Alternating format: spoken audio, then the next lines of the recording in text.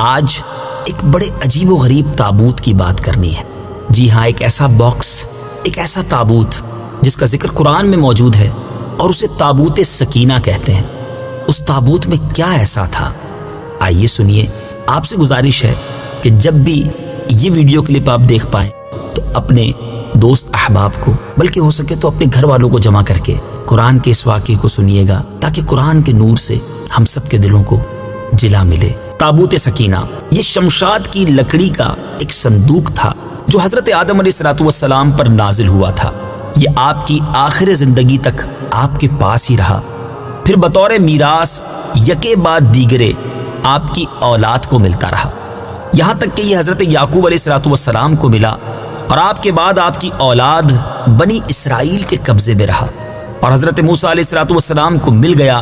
تو آپ اس میں تورات شریف اور اپنا خاص سامان رکھنے لگے۔ یہ بڑا ہی مقدس اور بابرکت صندوق تھا۔ بنی اسرائیل جب کفار کے لشکروں کی کثرت اور شوکت دیکھ کر سہم جاتے تھے، ڈر جاتے تھے اور ان کے سینوں میں دل دھڑکنے لگتے، تو وہ اس صندوق کو، اس باکس کو اپنے آگے رکھ لیتے، تو اس صندوق سے ایسی رحمتوں اور برکتوں کا ظہور ہوتا تھا کہ دلوں میں سکون و اطمینان کا سامان پیدا ہو جاتا تھا۔ لرزتے ہوئے دل پتھر کی چٹانوں سے زیادہ مضبوط ہو جاتے تھے، اور جس قدر صندوق آگے بڑھتا تھا، آسمان سے نصر من اللہ و فتح قریب کی بشارت عظمی نازل ہوا کرتی اور فتح مبین حاصل ہو جایا کرتی تھی۔ جی ہاں، بنی اسرائیل میں جب کوئی اختلاف پیدا ہوتا تھا تو لوگ اسی صندوق سے فیصلہ کراتے تھے۔ صندوق سے فیصلے کی آواز اور فتح کی بشارت سنی جاتی تھی۔ بنی اسرائیل اس صندوق کو اپنے آگے رکھ کر اور اس کو وسیلہ بنا کر دعائیں مانگتے تھے، تو ان کی دعائیں قبول ہوتی تھیں اور بلاؤں کی مصیبتیں اور وباؤں کی آفتیں ٹل جایا کرتی تھیں۔ الغرض یہ صندوق بنی اسرائیل کے لیے تابوت سکینہ یعنی برکت و رحمت کا خزینہ اور نصرت خداوندی کے نزول کا نہایت مقدس اور بہترین ذریعہ تھا۔ مگر جب بنی اسرائیل طرح طرح کے گناہوں میں ملوث ہو گئے اور ان لوگوں میں عصیاں کی یعنی گناہوں کی سرکشی کا دورہ ہو گیا، تو ان کی بدعمالیوں کی نحوست کی وجہ سے اللہ عز و جل کی طرف سے یہ غضب نازل ہوا کہ قوم عمالقہ کے کفار نے ایک لشکر جرار کے ساتھ ان لوگوں پر حملہ کر دیا۔ ان غیر مسلموں نے بنی اسرائیل کا قتل عام کر کے ان کی بستیوں کو تاخت و تاراج کر ڈالا، عمارتوں کو توڑ پھوڑ کر تہس نہس کر ڈالا، اور اس متبرک صندوق کو بھی اٹھا کر لے گئے۔ اس مقدس تبرک کو نجاستوں کے کوڑے خانے میں پھینک دیا۔ لیکن اس بے ادبی کا قوم عمالقہ پر یہ وبال پڑا کہ یہ لوگ طرح طرح کی بلاؤں اور بیماریوں کے ہجوم میں جھنجھوڑ دیے گئے۔ چنانچہ قوم عمالقہ کے 5 شہر بالکل برباد اور ویران ہو گئے، یہاں تک کہ ان بے ایمانوں کو یہ یقین ہو گیا کہ یہ صندوق رحمت کی بے ادبی کا عذاب ہم پر پڑ گیا ہے، تو ان کافروں کی آنکھیں کھل گئیں۔ چنانچہ ان لوگوں نے اس مقدس صندوق کو ایک بیل گاڑی پر لاد کر بنی اسرائیل کی بستیوں کی طرف روانہ کر دیا۔ پھر اللہ تعالیٰ نے 4 فرشتوں کو مقرر فرما دیا جو اس مبارک صندوق کو بنی اسرائیل کے نبی حضرت شمویل علیہ السلام کی خدمت میں لائے۔ اس طرح پھر بنی اسرائیل کی کھوئی ہوئی نعمت دوبارہ ان کو مل گئی، اور یہ صندوق ٹھیک اس وقت حضرت شمویل کے پاس پہنچا جبکہ حضرت شمویل علیہ السلام نے طالوت کو بادشاہ بنایا تھا، اور بنی اسرائیل طالوت کی بادشاہی تسلیم کرنے پر تیار نہیں تھے، اور یہی شرط ٹھہری تھی کہ مقدس صندوق آ جائے تو ہم طالوت کی بادشاہی تسلیم کر لیں گے۔ چنانچہ صندوق آ گیا اور بنی اسرائیل طالوت کی بادشاہی پر رضامند ہو گئے۔ اب آپ غور کر رہے ہوں گے کہ اس تابوت سکینہ میں تھا کیا؟ اتنا مبارک، اتنی فضیلتیں بیان ہو رہی ہیں اور قرآنی واقعہ ہے۔ اب آئیے سنیے تابوت سکینہ میں کیا تھا۔ اس مقدس صندوق میں حضرت موسیٰ علیہ السلام کا عصا اور ان کی مقدس جوتیاں، اور حضرت ہارون علیہ السلام کا عمامہ، حضرت سلیمان علیہ السلام کی انگوٹھی، تورات کی تختیوں کے چند ٹکڑے، کچھ منو سلوا، اس کے علاوہ حضرت انبیاء کرام علیہ السلام کی صورتوں کے حلیے وغیرہ، یہ سب سامان اس میں تھے۔ میٹھے میٹھے اسلامی بھائیوں، آپ جاننا چاہیں گے کہ قرآن مجید فرقان حمید میں اس صندوق کا، اس تابوت سکینہ کا تذکرہ کہاں اور کیسے موجود ہے؟ چنانچہ پارہ 2 سورہ بقرہ آیت نمبر 248 میں ارشاد ہوتا ہے، وقال لهم نبيهم إن آية ملكه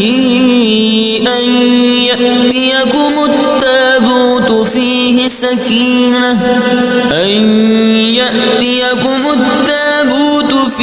سكينة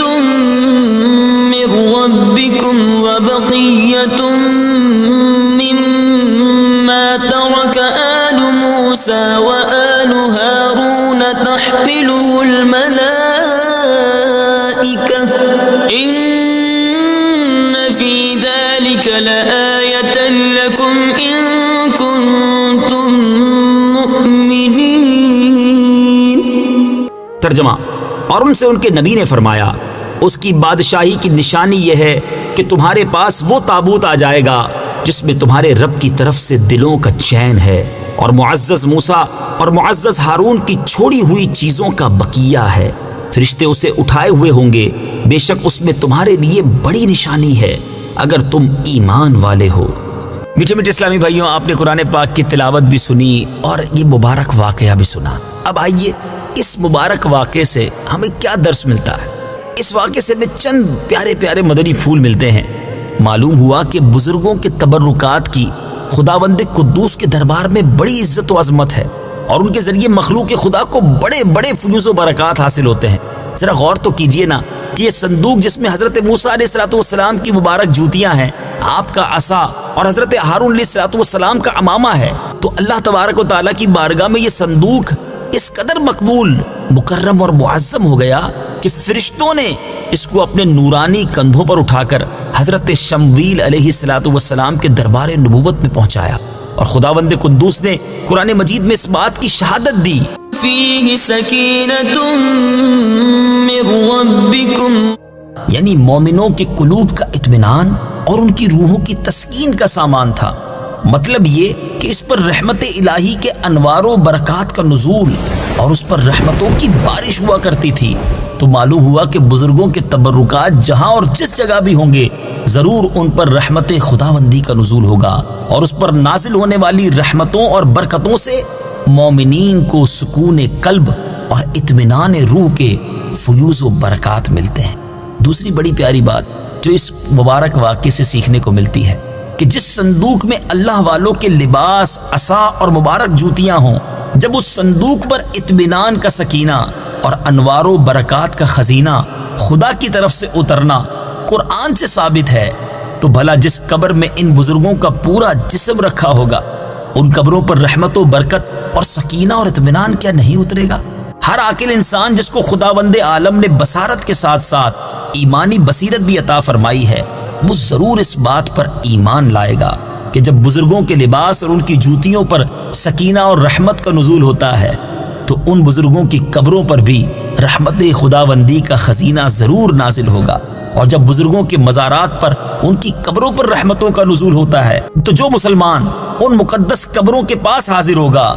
تو ضرور اس پر بھی بارش انوار رحمت کے چند قطرات برس ہی جائیں گے، کیونکہ جو موسلا دھار بارش میں کھڑا ہوگا ضرور اس کا کپڑا اور بدن بھیگے گا، جو دریا میں غوطہ لگائے گا ضرور اس کا پانی اس کے بدن کو تر کرے گا، جو عطر کی دکان پر بیٹھے گا تو ضرور اس کی خوشبو نصیب ہوگی۔ تو ثابت ہو گیا کہ جو مسلمان بزرگوں کی قبروں پر اچھی نیتوں کے ساتھ حاضری دیں گے، ضرور وہ فیوز و برکات کی دولتوں سے مالا مال ہوں گے، اور ضرور ان پر خدا کی رحمتوں کا نزول ہوگا، جس سے ان کے مصائب و آلام دور ہوں گے اور دین و دنیا کے فوائد اور منافع حاصل ہوں گے۔ اور تیسرا مدنی پھول جو اس واقعے سے سیکھنے کو ملتا ہے کہ جو لوگ بزرگوں کے تبرکات یا ان کی قبروں کی بے ادبی کریں گے، وہ ضرور قہر قہار اور غضب جبار میں گرفتار ہوں گے، کیونکہ قوم عمالقہ نے اس صندوق کی بے ادبی کی تھی، ان پر ایسا قہر الہی ٹوٹا کہ وہ بلاؤں کے ہجوم سے بلبلا اٹھے،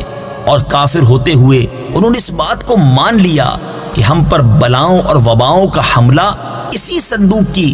بے ادبی کی وجہ سے ہوا ہے۔ چنانچہ اسی لیے انہوں نے اس صندوق کو بیل گاڑی پر لاد کر بنی اسرائیل کی بستی کی طرف واپس بھیج دیا، تاکہ وہ غضب الہی کی بلاؤں کے پنجائے قہر سے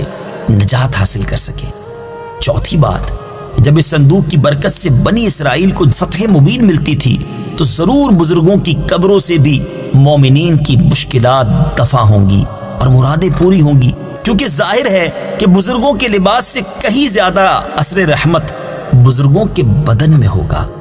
اور پانچویں بات، اس واقعے سے یہ بھی معلوم ہوا کہ جو قوم سرکشی اور عصیان کے طوفان میں پڑ کر اللہ اور رسول کی نافرمان ہو جاتی ہے، اس قوم کی نعمتیں چھین لی جاتی ہیں۔ چنانچہ آپ نے سنا کہ جب بنی اسرائیل سرکش ہو کر خدا کے نافرمان ہو گئے اور قسم قسم کی بدکاریوں میں پڑ کر گناہوں کا بھوت ان کے سروں پر عفریت بن کر سوار ہو گیا، تو ان کے جرموں کی نحوستوں نے انہیں یہ برا دن دکھایا کہ صندوق سکینہ ان کے پاس سے قوم عمالقہ کے